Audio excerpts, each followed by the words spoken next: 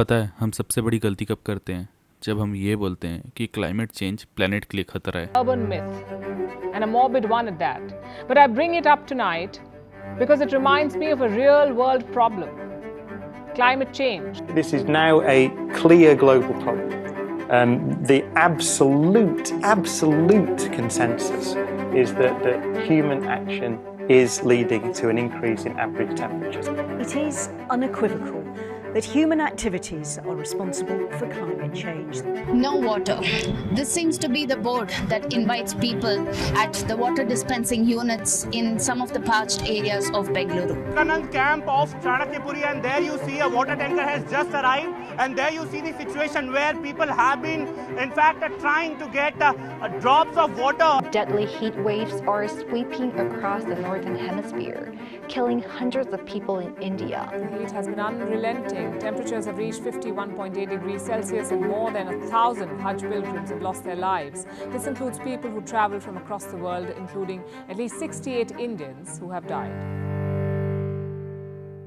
पर पता है ये सही तरीका नहीं है सोचने का। इस अर्थ में क्लाइमेट चेंज बहुत सालों से हो रहा है और बहुत सारे केसेस में क्लाइमेट चेंज की वजह से बहुत सारी प्रजातियां विलुप्त भी हो गई है, पर जीवन हमेशा बचा रहता है। मैमल्स इवॉल्व करते हैं रेप्टाइल में और प्रिमिटिव्स इवॉल्व होते हैं मैमल से। फिर वो अपने पैरों पे खड़े होते हैं और बाहर निकलते हैं अफ्रीका से और इस दुनिया के हर कॉन्टिनेंट के किनारों तक पहुंच जाते हैं। और फिर 100,000 साल में पहली बार हमारी स्पीसीज ने एक बहुत ही इंपॉर्टेंट इन्वेंशन किया। 12,000 साल में पहली बार हम इंसानों ने फार्मिंग करना सीखा, जिससे एग्रीकल्चर का एक दौर चालू होता है। और एग्रीकल्चर का मतलब विलेज, सिटी, गवर्नमेंट, यानी बर्थ ऑफ सिविलाइजेशन। पर क्वेश्चन ये है कि इंसानों को अपने फूड पे कंट्रोल पाने पे इतना टाइम क्यों लग गया? अगर हम अपने 100,000 साल के टेम्परेचर का चार्ट देखें तो हमें कुछ स्पेशल दिखता है।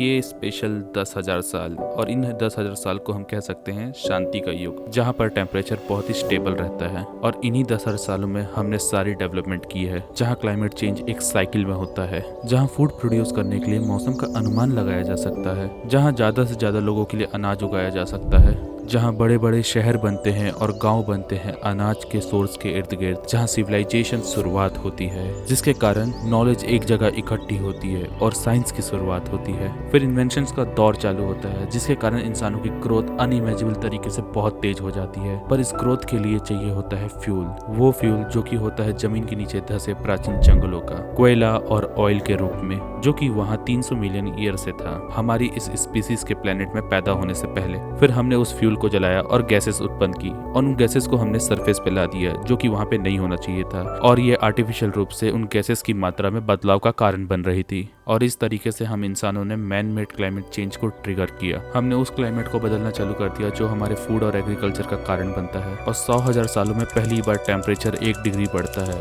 और अगर साइंटिस्ट की माने तो इस सदी के अंत तक टेम्परेचर 3 डिग्री तक बढ़ जाएगा। पर धरती के इतिहास में हम ह्यूमन सिर्फ 0.004% रहे हैं। और हाँ, ह्यूमन हिस्ट्री के 2 लाख साल के इतिहास में एग्रीकल्चर सिर्फ 5% रहा है और 0.07% में इलेक्ट्रिसिटी रही है। सो ये तो सच है कि क्लाइमेट चेंज प्लेनेट के लिए कोई न्यू नहीं है, पर हाँ सिविलाइजेशन के लिए है। और एक और मस्त बात, 100 साल के हमारे इतिहास में हमारी आबादी 4 गुना तक बढ़ चुकी है, तो हमारी सफरिंग भी तो 4 गुना बढ़ेगी। सो क्लाइमेट चेंज को स्लो करके कोई हमें प्लेनेट को नहीं बचाना है, एक्चुअली हमें खुद को बचाना है। It's all about us. और ये हमारी वल्नरेबिलिटी है, जिस हिसाब से हम अपने क्लाइमेट को नुकसान पहुंचा रहे हैं, वो आज तक इस धरती में किसी भी सिविलाइजेशन ने नहीं पहुंचाई है। और इसीलिए ये हमारी कहानी है, हमारी लड़ाई है, और हम शायद इसे रोक के रहेंगे।